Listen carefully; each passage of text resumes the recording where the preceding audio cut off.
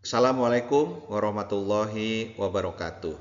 Salam sejahtera bagi kita semua. Kali ini kita bertemu dalam sebuah bahasan materi 5S, yaitu singkatan dari senyum, salam, sapa, sopan, santun.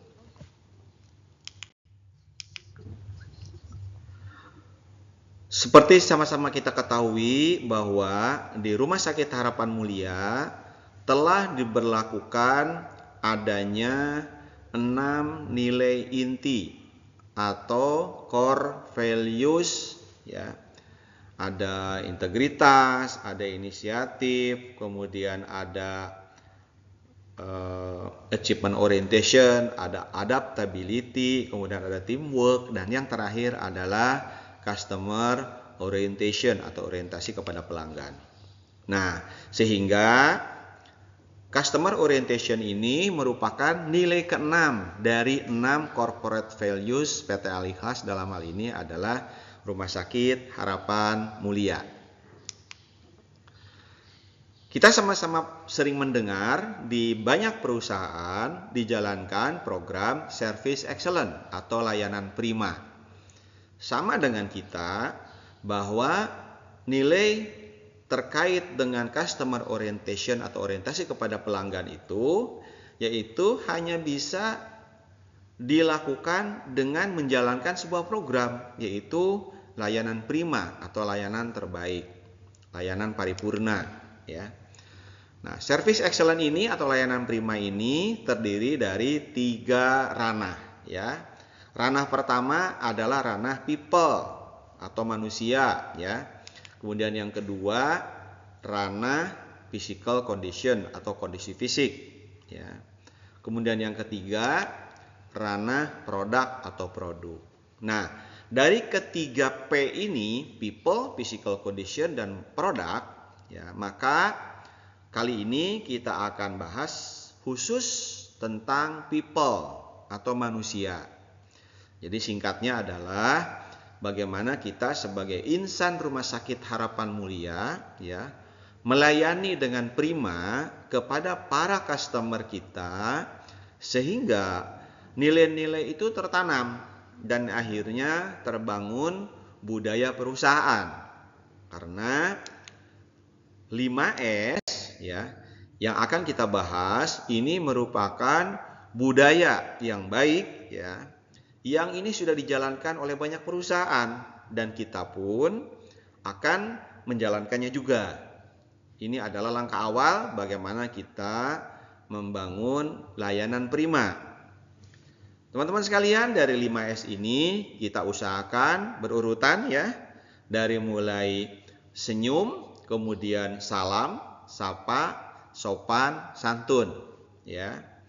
Senyum ini adalah wajah ceria, ekspresi menyenangkan, sikap ramah, dan ada rautan senyum, ya. Kemudian S yang kedua yaitu salam, yaitu mengucapkan salam terlebih dahulu, dan ketika ada yang mengucapkan salam, maka membalas salam dengan cepat. Kemudian yang ketiga yaitu sapa. Sapa ini secara singkat dimaksudkan adalah menyapa yang datang terlebih dahulu, dan ketika disapa merespon secara cepat dengan sapaan juga. Kemudian S yang keempat yaitu adalah sopan. Sopan ini adalah sebuah tindakan dan ucapan yang baik, ya, sehingga terkesan empatik. Artinya empatik itu apa yang dirasakan orang lain kita juga merasakannya. Kalau kita senang orang lain berlaku sopan sama kita, maka kita pun harus berlaku sopan kepada orang lain. Kemudian yang kedua adalah respect. Sehingga respect ini bertujuan untuk menghargai orang lain.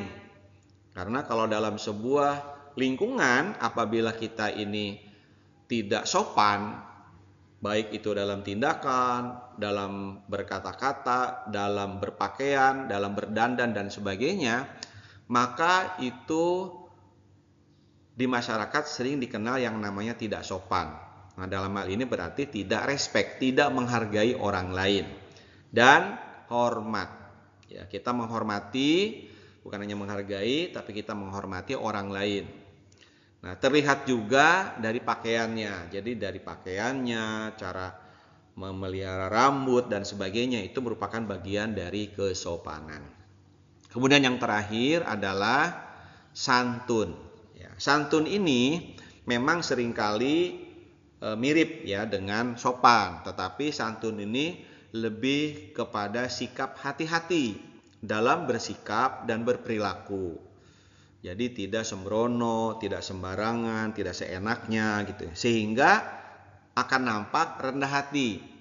Nah, berarti kalau begitu, sikap santun ini kebalikan dari sikap orang yang pongah, sombong, angkuh dan sebagainya ya. Dan biasanya halus budi bahasanya. Jadi cara menggunakan bahasanya pun halus ya dan berbudi ya. Dan tingkah lakunya. Jadi tingkah lakunya pun itu nampak ya, bahwa dia itu adalah santun. Baik, tentunya ini adalah sebuah ringkasan, maka kita akan coba bahas secara lebih detail bagaimana kelima S ini. Senyum yaitu dengan menggerakkan sedikit raut muka serta bibir agar orang lain atau lawan bicara merasa nyaman melihat kita ketika berjumpa. Jadi latihannya adalah latihan menggerakkan bibir kita ya, sehingga kalau bibir ini agak ditarik ke samping gitu ya, maka ekspresi wajah kita itu akan ikut tertarik. Sehingga kelihatan wajah kita itu membuat orang lain itu merasa nyaman, merasa senang melihat kita. Ya, itu pengertian senyum secara teknis. Nah, senyum tentunya ini adalah sebuah ibadah, ya. Karena kata senyum itu ya pernah diajarkan kepada kita dalam pelajaran agama, ya. Karena senyum termasuk ibadah sodaqoh. Apa itu ibadah sodaqoh? Ibadah sodaqoh adalah ibadah atau amal-amal baik ya yang berupa pemberian kepada orang lain dalam bentuk apapun ya, memberi kepada orang lain dan pemberian itu bermanfaat. Nah, kaitannya dengan senyum ya, maka sedekah ini adalah pemberian senyum, jadi memberikan senyuman kepada orang lain. Tentunya ini menjadi sebuah cara yang paling sederhana, yang paling ringan sebetulnya bahkan tanpa biaya gitu ya, tetapi kita bisa mengumpulkan pahala yang banyak atau ganjaran yang banyak karena kita sering senyum dengan orang lain. Dengan senyum berarti kita memberikan keceriaan kepada orang lain. Jadi manfaatnya adalah memberikan keceriaan. Jadi suasana itu jadi lebih ceria, lebih cerah, lebih riang gitu ya, lebih menyenangkan gitu ya. Nah, senyum ini melambangkan rasa senang. Wajah kita terlihat lebih enak dilihat ya, oleh orang lain ketika kita senyum. Ya, sebagaimana kita senang melihat orang lain senyum, orang lain juga ingin melihat kita senyum. Ketimbang dengan raut wajah kesal atau marah. Nah, jadi begini teman-teman. Kalau teman-teman ingin dalam pergaulan itu lebih membangun keceriaan atau memberikan sesuatu yang bermanfaat buat orang lain ya, karena ini adalah sedekah gitu ya. Teman-teman harus latihan di depan cermin gitu ya. Lihat wajah sendiri. Coba bandingkan antara wajah kita sedang kesal, sedang marah dengan sedang tersenyum. Senyum ini ringan sebetulnya, tetapi karena kita tidak terbiasa senyum dan kita mungkin menganggap apa gunanya senyum? Kan sama aja gitu. Yang penting maksudnya apa gitu. Nah, justru senyum ini akan terlihat senyum yang dipaksakan, senyum yang dibuat-buat, atau senyum ada maksud tertentu ya, dengan senyum yang memang keluar dari hati.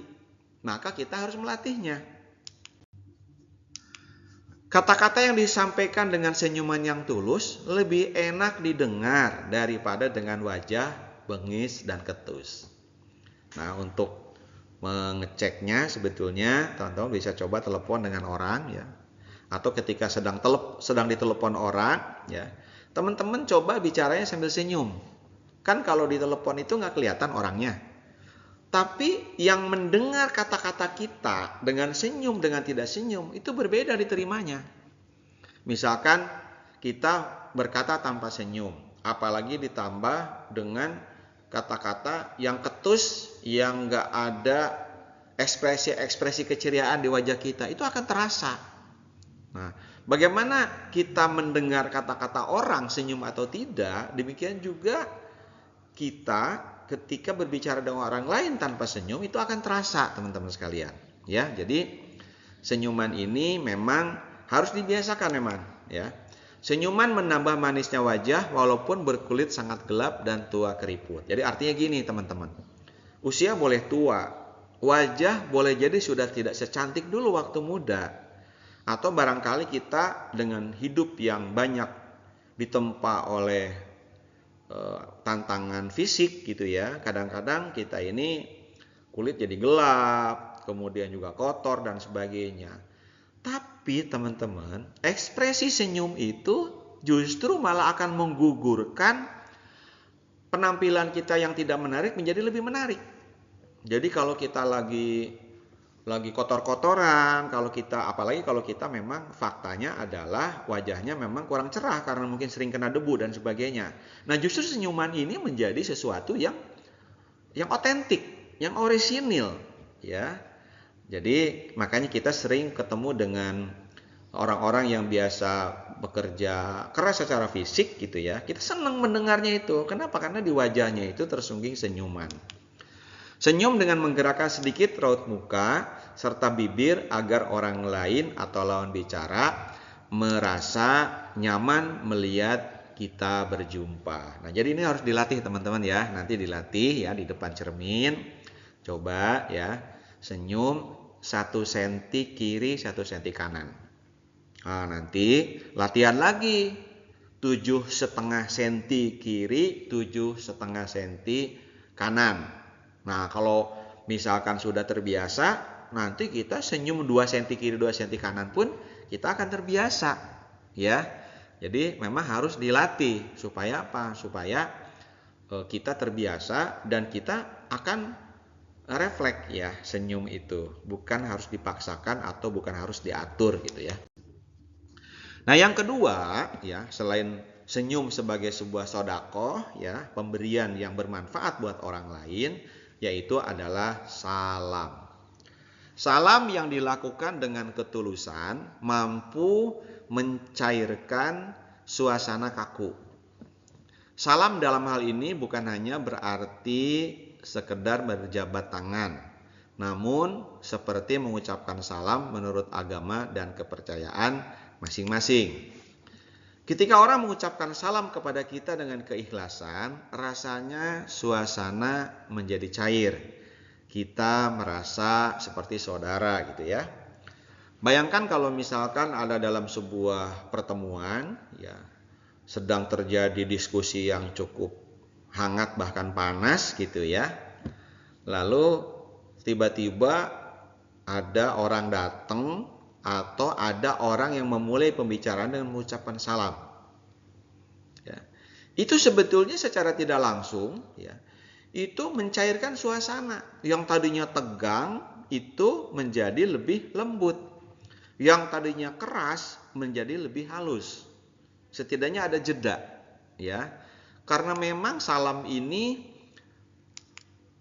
apalagi salamnya dengan sebuah ketulusan, itu memang akan mencairkan suasana kaku, ya, akan mencairkan suasana kaku. Jadi salam ini harus disebarluaskan, harus dibiasakan dan harus dipopulerkan. Jadi jangan sampai kita datang ke satu tempat atau ketemu dengan orang kita tidak mengucapkan salam. Itu jangan sampai seperti itu. Karena salam ini sekali lagi bukan hanya berjabat tangan, namun mendoakan keselamatan sesuai agama dan kepercayaan masing-masing. Jadi salam ini banyak modelnya ya. Kalau dalam ajaran Islam ya, yang singkat bilang Assalamualaikum ya. Jangan malu-malu, jangan ragu-ragu, dan jangan pelan-pelan ya. Yang terdengar oleh orang banyak di situ Assalamualaikum gitu. Atau kalau mau lebih panjang lagi Assalamualaikum warahmatullahi atau Assalamualaikum warahmatullahi wabarakatuh gitu ya. Tapi bisa jadi juga teman-teman mungkin lebih pede atau lebih yakin, lebih percaya dengan menggunakan salam yang umum ya, seperti selamat pagi, selamat siang, selamat sore, selamat malam. Demikian juga selamat makan, selamat berlibur, selamat berbahagia, ya, selamat menempuh ujian, ya. Jadi selamat datang. Jadi itu adalah ucapan-ucapan salam yang sebetulnya kita bisa memilih sesuai dengan kepercayaan dan keyakinan kita masing-masing. Di dalam ajaran agama Islam mengucapkan salam merupakan sunnah yang dianjurkan karena salam adalah doa keselamatan. Nah, jadi ini jawabannya teman-teman ya. Kenapa salam itu mencairkan suasana? Karena yang kita ucapkan itu adalah doa keselamatan. Doa keselamatan. Dengan demikian maka setiap kita datang ke satu tempat bukan akan bikin celaka. Atau kitanya sendiri malah masuk ke tempat yang kita akan celaka. Jadi doa keselamatan itu, doa salam itu dijawab lagi dengan salam. Berarti orang yang kita datangi itu juga sama. Tujuannya adalah untuk mencari keselamatan. Jadi saling mendoakan keselamatan. Dengan demikian maka apapun yang kita lakukan tujuannya adalah untuk keselamatan bersama. Kira-kira seperti itu ya teman-teman. Jadi jangan dianggap sepele atau jangan dianggap nggak penting salam itu. Penting sekali. Karena tentu inti daripada kehidupan ini adalah selamat. Ya, kita selamat dari mara bahaya, kita selamat dari perbuatan yang merugikan orang lain, kita selamat dari perbuatan-perbuatan orang lain yang merugikan kita, itu ya. Jadi kalau kita misalkan diskusi hangat, kemudian agak bersih tegang dan sebagainya, justru dengan adanya salam ini justru akan mengendurkan suasana. Karena tujuannya adalah untuk mencari keselamatan. Dalam bahasa Arab kata salam berarti keselamatan. Mengucapkan Assalamualaikum pada saat kita menemui teman atau saudara kita berarti kita mendoakan yang kita salami tersebut. Ya. Setelah ada orang yang mengucapkan salam, kita wajib menjawab salam tersebut. Dengan itu kita mendoakan kembali orang yang mengucapkan salam. Nah, kesimpulan daripada salam ini adalah teman-teman sekalian ya, ada hak ya. Setiap orang itu ada hak untuk menerima sesuatu. Apa hak itu? Hak keselamatan. Setiap orang berhak selamat. Maka ketika kita datang mengucapkan salam, maka kita menunaikan hak orang lain. Berarti kalau hak ya, kebalikannya adalah kewajiban. Jadi hak orang lain kita wajib. Makanya kalau saya meyakini sebetulnya secara pribadi ya, salam itu sebetulnya bukan sunnah tapi justru wajib. Kenapa? Karena kalau kita tidak mengucapkan salam, ada kemungkinan kita ini punya niat yang tidak baik. Gitu ya. Apalagi kalau orang mengucapkan selamat sama kita. Ya harus dijawab. Ya. Kenapa? Karena kewajiban menjawab salam itu adalah kewajiban yang setara. Ya, ketika kita mendapatkan hak, maka kita wajib menjawab hak itu untuk orang lain dengan mengucapkan salam juga. Kira-kira seperti itu ya teman-teman ya. Jadi bukan persoalan sepele, sederhana atau bahkan tidak penting. Maka salam itu untuk supaya mencairkan suasana dan juga untuk menjalankan kewajiban sesuai dengan keyakinan kita. Kemudian S yang ketiga, ya setelah senyum, salam, sapa. Tegur sapa ramah yang kita ucapkan membuat suasana menjadi akrab dan hangat. Sehingga lawan bicara kita merasa dihargai. Saya sering menemukan sebuah situasi di mana ketika kita datang ke satu tempat, ya, itu saya tidak disapa. Maka yang menjadi pertanyaan bagi diri saya ketika itu, apakah saya diterima di tempat itu? Apakah orang itu welcome atau mempersilahkan saya datang ke situ? Atau justru malah saya tidak disukai? Nah, salah satu bentuk bahwa kita itu disukai datang ke tempat tertentu, maka orang yang ada di situ harus menyapa. Apa kabar gitu ya. Nah, tapi memang sapa ini tidak harus setiap orang yang didatangi yang menyapa. Bisa jadi karena orang yang didatangin itu tidak melihatnya, maka kita yang menyapa duluan. Halo teman-teman, sedang apa nih? Wah, ini sedang pada sibuk ya. Apapun sapaan itu, penting sapaan itu. Kelihatannya kok ceria sekali gitu. Wah, seneng ya. Hari Jumat nih penuh berkah gitu ya. Jadi sapaan-sapaan seperti itu. Jadi jangan kita datang langsung to the point ke intinya gitu. Kalau sering seperti itu, maka di situ tidak ada hal yang bersifat keramahan, itu tidak ada. Padahal keakraban dan kehangatan itu perlu, ya. Supaya apa? Supaya kekeluargaan kita, supaya hubungan kita dengan orang lain itu terjaga dengan baik. Itu tujuannya menyapa. Menyapa adalah salah satu bentuk perilaku kita untuk menghargai orang lain. Jadi kata-kata sapaan ini adalah sebuah penghargaan buat orang lain. Yang tadi saya sampaikan, kalau saya datang ke satu tempat, kemudian saya tidak disapa atau tidak menyapa, maka seberapa saya berharganya di tempat itu. Maka untuk menghapus kesan bahwa saya tidak dihargai atau orang yang ada di situ tidak dihargai, maka kita harus menyapanya. Ya. Dengan menyapa, kita lebih mempererat tali persaudaraan kita dengan orang lain. Apabila disapa dengan ramah oleh orang lain, rasanya suasana jadi lebih akrab dan hangat. Apa kabar hari ini? Ada yang bisa saya bantu? Nah, dengan kata hangat dan akrab lainnya, ya. Jadi banyak cara menyapanya, gitu ya. Jadi kalau saya bertemu dengan seseorang yang kita tahu anaknya sedang sakit, maka ketika saya tersenyum, kemudian mengucapkan salam, saya pun menyapa, ya. Sambil menanyakan gimana kabar anaknya, gitu ya. Sudah sehat anaknya, gitu ya. Jadi dia senang merasa diperhatikan, gitu ya. Nah, dengan menyapa orang lain maka orang itu akan merasa dihargai. Di dalam salam dan sapa akan memberikan nuansa tersendiri. Nah, teman-teman sekalian, ya. Jadi kesimpulan dari sampai ke 3S ini ya, antara senyum, salam, dan sapa ini ya teman-teman, ini bukan hal sepele, ini hal yang sangat penting. Bayangkan kalau teman kita saja ya suka diberikan senyum, suka diucapkan salam, kemudian suka disapa, maka bagaimana dengan tamu kita? Bagaimana dengan pasien? Bagaimana dengan keluarga pasien? Maka mari kita sebarluaskan ya tentang sapaan ini ya, termasuk juga apabila kita menemukan hal-hal yang kurang pada tempatnya. Contoh misalkan, saya sering beberapa kali saya menemukan ada tamu atau ada mungkin keluarga pasien yang merokok ya di sekitar masjid dan sebagainya. Saya menyapanya. Mohon maaf Bapak, di lingkungan rumah sakit tidak diperkenankan merokok. Udah bilang begitu aja.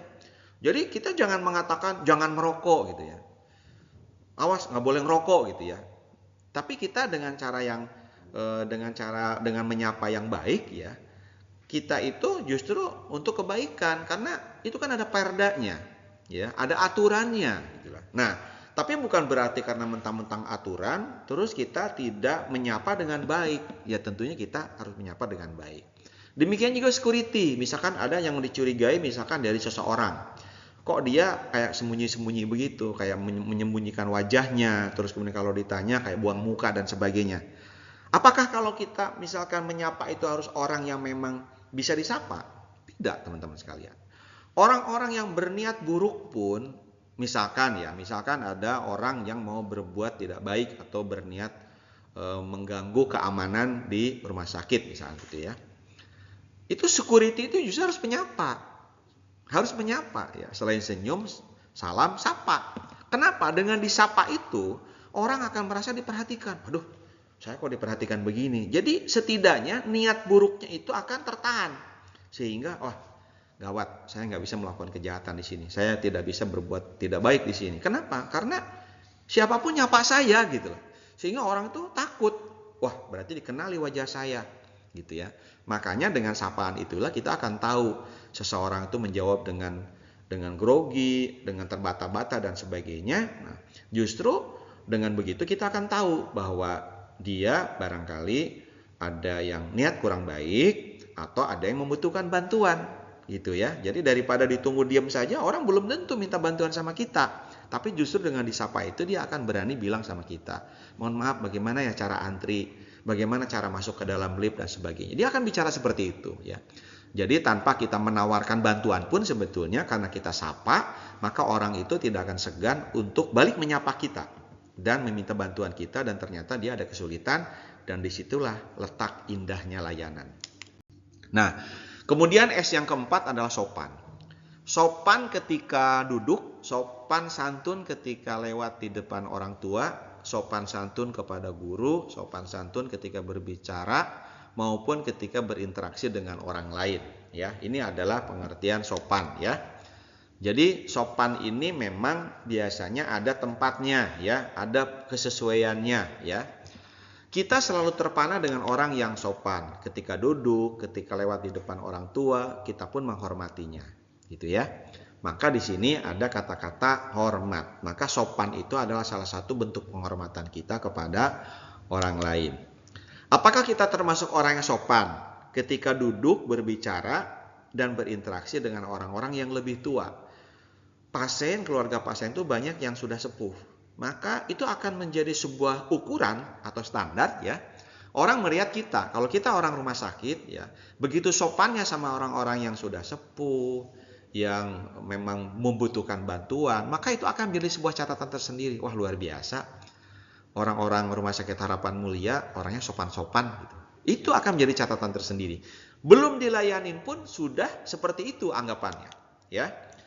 Sering kita tidak mengukur tingkat kesopanan kita. Jadi tingkat kesopanan itu memang ada ukurannya, ukuran kepantasan, ya. Bahkan kita sering mengorbankannya hanya karena pegal kaki, misalnya dengan berselonjor, ya. Jadi karena kita pegal kaki terus berselonjor, kaki diangkat ke atas kursi. Sebetulnya bukan tidak boleh, orang juga tahu kalau kita sedang sakit nggak bisa nengkuk kakinya. Maka tidak ada salahnya kita berlaku sopan dengan meminta maaf dan sebagainya gitu ya.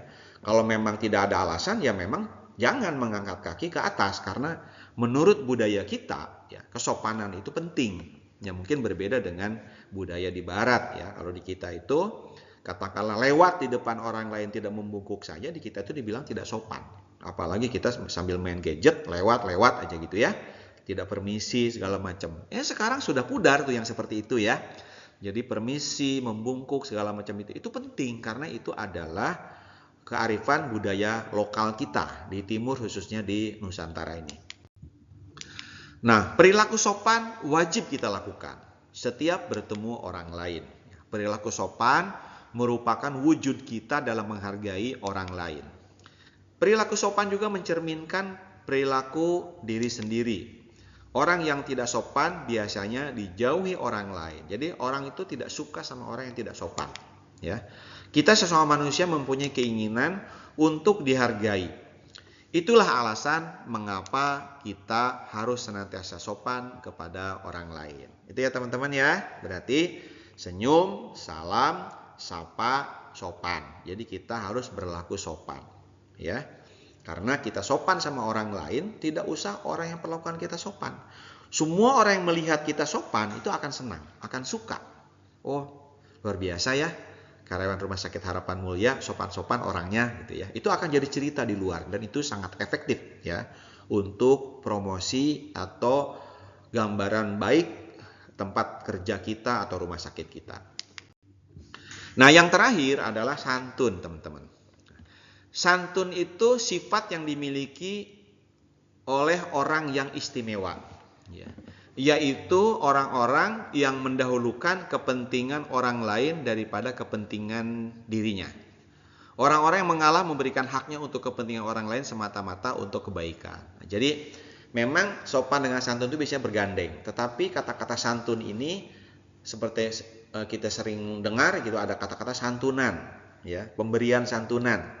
Jadi santun itu lebih kepada kita mendahulukan orang lain yang lebih butuh dari kita. Itu kata-kata santun ya. Sehingga ini adalah orang yang istimewa. Bayangkan, kalau dalam sebuah antrian atau dalam sebuah urutan, kita sudah lama menunggu, ya kan? Kemudian kita tahu ada orang yang darurat, mungkin terburu-buru, mungkin ada sesuatu yang sifatnya mendesak dan sebagainya. Lalu kita persilakan dia duluan. Apa yang terjadi? Istimewa. Karena apa? Karena melihat antrian segitu banyak padahal dia buru-buru, bisa jadi dia jauh lebih penting, jauh lebih darurat, jauh lebih gawat daripada kita. Maka sifat santun inilah yang akan menyelamatkan diri kita ya dalam pandangan orang lain, bagaimana kita ini mendahulukan kepentingan orang lain. Itu kira-kira santun itu ya. Jadi kalau memang orang itu suka diperlakukan dengan kata-kata yang halus, maka kita jangan merasa karena kita kedudukan tinggi, karena kita pejabat, lantas kita menjadi tidak santun sama orang. Ya, harus munculkan sifat santun itu karena orang lain membutuhkannya. Ya, jadi singkirkan ego kita. Ego kita singkirkan, kemudian kita lihat kepentingan orang lain. Ya, sama kalau kita lihat di bis, di kereta dan sebagainya. Orang-orang yang sedang hamil, orang sedang membawa anak kecil, orang yang sudah sepuh, orang yang mungkin ada kekurangan dalam fisiknya segala macam yang dia tidak bisa berdiri lama-lama, maka diberikan prioritas untuk duduk. Misalnya seperti itu. Itu adalah sikap santun. Makanya kenapa hal seperti itu dibudayakan di fasilitas-fasilitas umum. Nah, di Rumah Sakit Harapan Mulia pun harus seperti itu. Jadi kita tebarkan sikap santun ini sehingga kita tidak menganggap bahwa diri kita lebih penting dari orang lain. Justru sebaliknya, kita harus menganggap bahwa orang lain itu bisa jadi lebih penting daripada kita. Jadi mendahulukan orang lain. Orang lain lebih suka mendengar orang yang berbicara santun. Dalam berkata kita harus memilah dan memilih mana kata yang baik diucapkan dan mana kata yang tidak baik diucapkan. Jadi ucapan baik itu adalah untuk menghindari orang lain merasa tidak dihargai.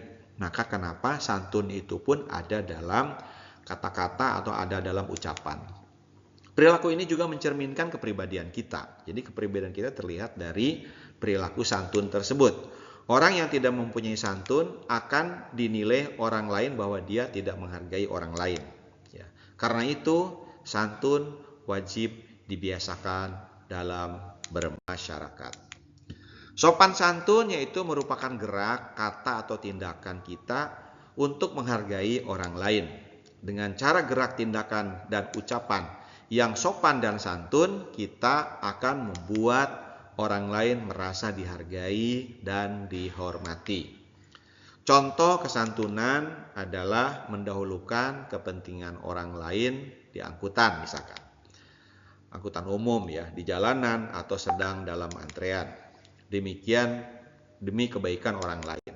Nah, 5S ini ya, senyum, salam, sapa, sopan, santun, itu ada rekomendasi dari kami sebagai tim yang mensosialisasikan 5S ini, yaitu perlunya ada standar operasional.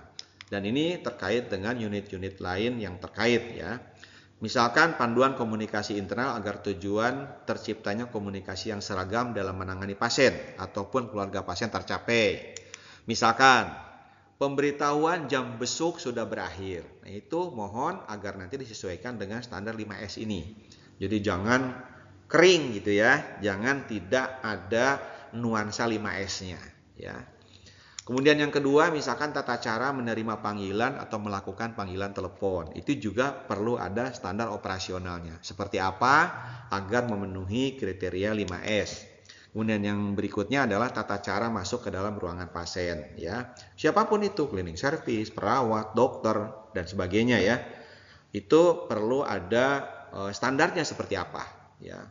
Apakah ketok pintu dulu, apakah mengucapkan salam dulu, atau mengintip dulu, atau meminta kepada tugas untuk melihat ke dalam dulu dan sebagainya. Jadi standar 5S ini harus masuk dalam bagaimana kita bertemu dengan pasien di ruangannya. Kemudian yang kedua adalah grooming dan greeting. Grooming itu adalah lebih kepada penampilan ya, dan greeting itu lebih kepada ucapan. Ini juga perlu standar ya, sehingga harus dilengkapi dengan standar 5S ya. Jadi 5S ini harus masuk dalam grooming. Contoh misalkan grooming misalkan cara berpakaian. Bagaimana soal penggunaan seragam, bagaimana cara berpakaian, bagaimana cara mencukur rambut, maksudnya cukuran rambut yang seperti apa, bagaimana cara menyisirnya. Kalau yang wanita tentunya make up, penggunaan kerudung dan sebagainya gitu ya. Bahkan penggunaan sepatu dan sebagainya, itu grooming. Kemudian demikian juga greeting, ucapan-ucapan ya, baik kepada pasien atau keluarga pasien atau tamu itu harus ada standarnya ya. Sehingga layanan prima untuk Rana People akan sangat terbantu performanya atau kinerjanya ya. Jadi ini perlu ada tindak lanjut dari unit-unit terkait ya berkaitan dengan 5S ini, yaitu di dalam penentuan standar. Nah, mudah-mudahan menjadi kompak kita ya. Jadi bukan hanya keharusan buat seluruh insan Rumah Sakit Harapan Mulia, tapi sistemnya pun sudah kita lengkapi ya, sistemnya itu. Dengan demikian maka orang-orang yang tidak menjalankan 5S nanti akan merasa asing sendiri, akan merasa aneh sendiri. Dan itu bisa terasa seolah-olah dia itu bukan keluarga Rumah Sakit Harapan Mulia. Baik teman-teman sekalian, mari kita budayakan 5S. Senyum, sapa, salam, sopan, santun. Terima kasih. Sampai berjumpa lagi dalam materi yang lain. Assalamualaikum warahmatullahi wabarakatuh.